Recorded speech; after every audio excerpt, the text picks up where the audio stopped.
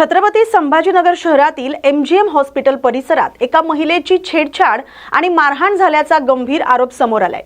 या प्रकरणात 2 परदेशी म्हणजेच नायजेरियन तरुणांचा सहभाग असल्याचं प्राथमिक माहितीतून समोर आलंय।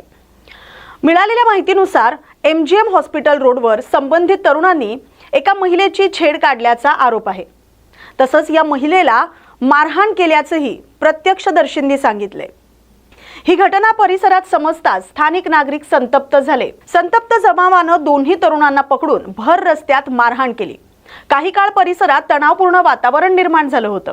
परिस्थिती हाताबाहेर जाण्याची शक्यता लक्षात घेऊन पोलिसांनी तातडीनं घटनास्थळी धाव घेतली।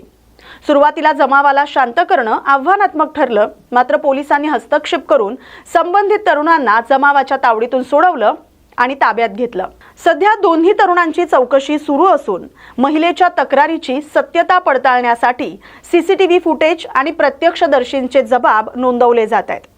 परिसरात कायदा आणि सुव्यवस्था राखण्यासाठी पोलीस बंदोबस्त वाढवण्यात आलाय।